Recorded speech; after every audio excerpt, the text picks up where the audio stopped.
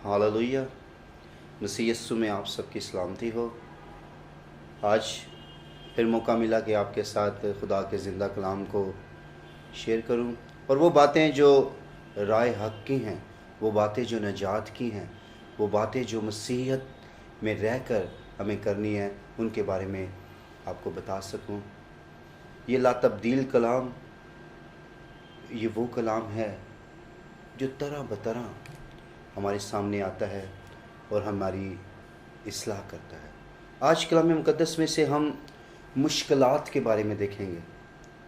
यीशु मसीह ने बड़ी एक अच्छी यूनिवर्सल कॉल की है कि ए मेहनत उठाने वालों और बोझ से थके मांदे लोगों, सब मेरे पास आओ, मैं तुमको आराम दूंगा। अब मुश्किलात का और मसीह ज़िंदगी का आपस में बहुत गहरा ताल्लुक़ है। जब आपकी ज़िंदगी में मुश्किलात आती हैं, दर हकीकत वो आपको मजबूत करती हैं। अगर आज मैं जो रेफरेंस हवाला आपको देना चाहता हूँ वो मुकाशवा की किताब में है।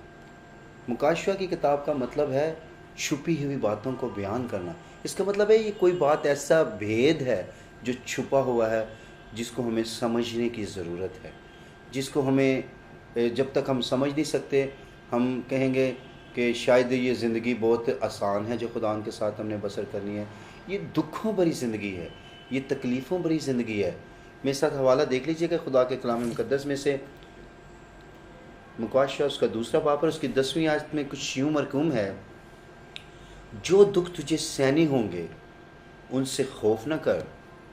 देखो अबलीस तुम में से बास को कैद में डालने को है, ताकि तुम्हारी आजमाइश हो, और 10 दिन तक मुसीबत उठाओगे, जान देने तक भी वफादार है तो मैं तुझे ज़िंदगी का ताज दूंगा। पाक कलाम का पढ़ा जाना, सुना जाना हम सब के लिए बरकत का बाइस हो। अब खुदा का बंदा जान देने तक वफादारी की बात कर रहा है।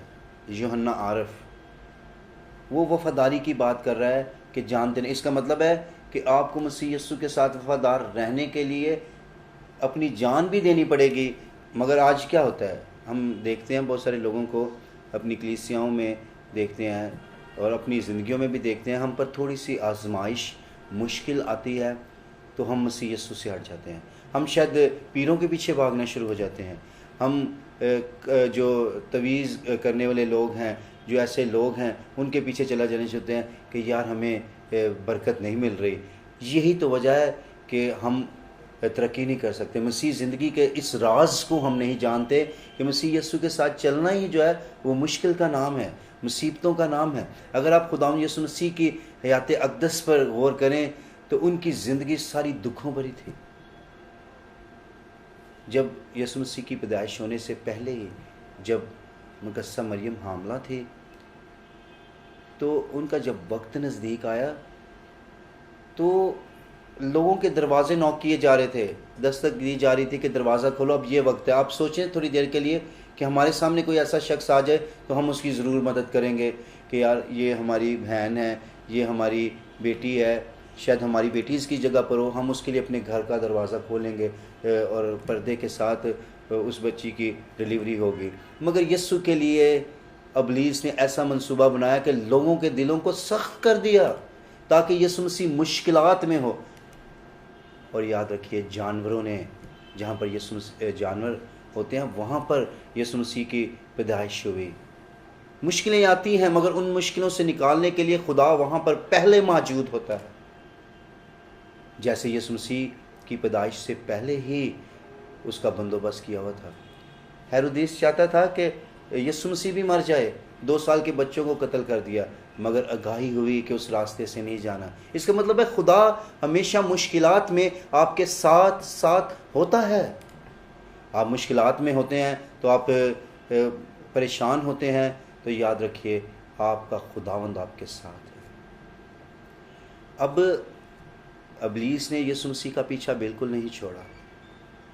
वो जब यीशु मसीह ने बपतिस्मा लिया तो लिखा कि रूह यीशु को जंगल में ले गया। मत्ती 4 बाब, उसे जंगल में ले गया कि अबलीस से आजमाया जाए खुद, क्योंकि जब आप पर आजमाइश आती है वो आपको मजबूत करती है। यीशु मसीह ने खुदा का काम करना था और अबलीस ने उन्हें 3 बार आजमाया।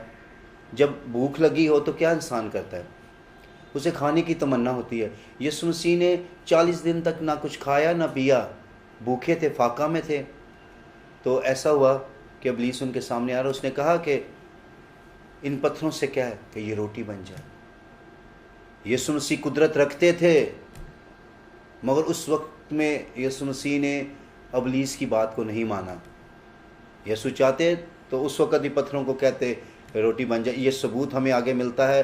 अगर आप अंजील का मुताला करते हैं तो यीशु मसीह ने मछलियों और रोटियों का मुआवजा किया है, तो क्या वो उन पत्थरों को रोटी नहीं बना सकता था? मगर यीशु मसीह ने इब्लीस की बात नहीं मानी। हम मुश्किलात में जो सबसे बड़ी गलती करते हैं वो यही गलती करते हैं कि हम मुश्किलात में इब्लीस की बात मान लेते हैं। अब शान शौकत के लिए भी लोग अपना मज़हब छोड़ देते हैं, अपने अकीदे को छोड़ देते हैं। इब्लीस ने यीशु मसीह को शान शौकत भी दिखाई, मगर यीशु मसीह उसके काबू में नहीं आया। अजीज़ों, मुख्तसर बात यह है कि मुश्किलात में हमेशा वफ़ादार रहें। जान देने तक भी वफ़ादार रहेंगे तो फिर ज़िंदगी का ताज है।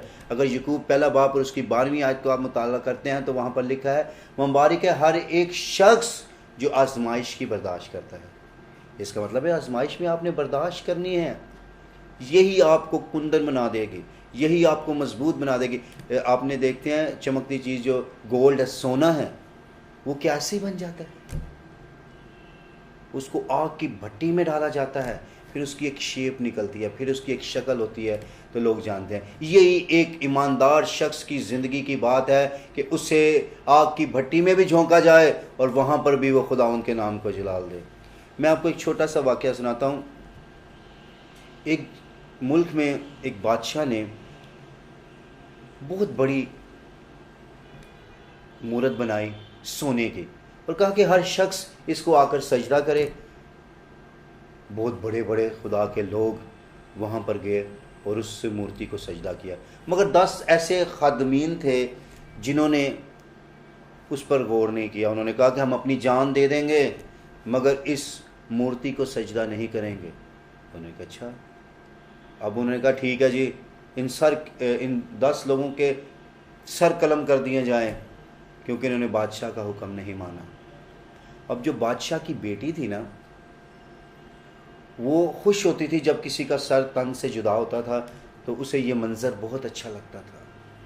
उसने क्या किया,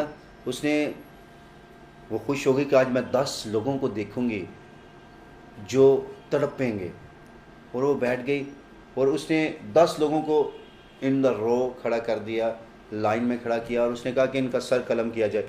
जब एक का सर कलम किया जाने लगा और उससे पूछा कि क्या तू अभी भी अपनी बात पर कायम है कि अभी भी खुदा यीशु मसीह का इनकार करता? मैंने कहा इनकार मैं नहीं करता। उसने कहा मेरे सर कलम कर दिया जाए। उसका जब सर कलम किया तो उसका सर ज़मीन पर गिर गया। दूसरे का सर कलम किया, वो भी ज़मीन पर गिर गया। तीसरे का सर कलम किया, वो भी ज़मीन पर गिर गया। 5वें का, 6ठे का, 7वें का, 8वें का, 9वें का किया, और जब 10वें का सर कलम किया उसने देखा यार खुदावंद ने तो मुझे नहीं बचाया, इन 9 लोगों को और मुझे कहाँ बचाएगा। उसने कहा कि मैं यीशु मसीह का इनकार करता हूँ, मेरा सर कलम ना किया जाए। और शहज़ादी जो बादशाह की बेटी थी वो खड़ी हो गई। उसने कहा कि मेरा सर कलम कर दिया जाए, क्योंकि जब एक शख्स का सर कलम किया जाता था तो उसके सर पर एक खूबसूरत ताज आकर पहना दिया जाता था। दूसरे के सर पर भी ताज पहनाया गया, तीसरे के सर पर भी ताज पहनाया गया, चौथे के सर पर भी ताज पहनाया गया, 5वें के सर पर भी ताज पहनाया गया, 6ठे के सर पर भी ताज पहनाया गया, 8वें के सर पर, 9वें के सर पर। और जब ये 10वां शख्स था, इसने इनकार किया, तो ये ताज वापस जा रहा है और मैं ज़िंदगी का ताज लेना चाहती हूँ और मेरे सर को कलम कर दिया जाए। क्या हमारे अंदर इस तरह की वफादारी है कि हम अपनी जान दे दें? जान देने पर तक तो वफादार रहें तो फिर ज़िंदगी का ताज मिलेगा। हम मुश्किलों को देखते हैं, हम परेशानियों को देखते हैं तो हम उनसे पीछे हट जाते हैं। अजीज़ों, अय्यूब के बारे में देखिए, उस पर कितनी मुश्किलें, परेशानियाँ आई, मगर वो वफादार रहा। उसके दोस्तों ने आकर उसे कहा कि तेरा खुदा, तो अपने खुदा को की लान तान कर, उसकी तहकीर कर ताकि तुझे मौत आ जाए। वो कीड़े जो ज़मीन पर चलते थे उनको उठा उठा कर अपने जिस्मों पर रखता था, मगर वो वफादार रहा, सब कुछ उससे चला गया। लिखा है फिर आखिरी बाब में लिखा है कि खुदा ने रोए ज़मीन पर खूबसूरत बेटियां उससे दी, उसके पास जितना कुछ था उससे दुगना दे दिया। अगर हम खुदा के साथ अजीज़ व वफ़ादार हैं, खुदा के साथ हम मुश्किलात में वफ़ादार हैं, जब खुशहाल हैं हर बंदा खुदा को याद करता है, मुश्किल में थोड़ा सा वक्त पीरियड लंबा हो जाता है तो हम कहते हैं कि खुदा ने शायद हमें छोड़ दिया। मुर्गी जिस तरह अपने बच्चों को पैरों के नीचे रखती है, उसी तरह खुदावंद आपको अपने पैरों के नीचे रखता है। माँ शीर खां को दूध पिलाना भूल सकती है, मगर खुदा कभी भी आपको नहीं भूल सकता। उसने अपनी हथेली पर आपकी सूरत खोद रखी है, वो आपको नाम बनाम जानता है। अजीज़ों, मुश्किल वक़्त जब भी आए उस वक़्त खुदा के साथ वफ़ादार हो जाए। परेशानियों में खुदा के साथ वफ़ादार। हम क्या करते हैं, हम अपनी वफ़ादारियाँ चेंज कर लेते हैं, हम चर्च छोड़ देते हैं, हम पास्टर तब्दील कर लेते हैं। याद रखें, इनके साथ कुछ भी नहीं होगा। अगर आप खुदा के साथ वफ़ादार हैं तो आपकी ज़िंदगी में खुदा की बरकतें नज़र आएंगी। अजीज़ों, जो मुख्तसर कलाम आपको सुनाया गया है, मेरा ईमान है कि आपकी ज़िंदगियों में बरकत का बाइस बनेगा। खुदावंद इस कलाम के वसीला से आपको बड़ी बरकत दे। आमीन।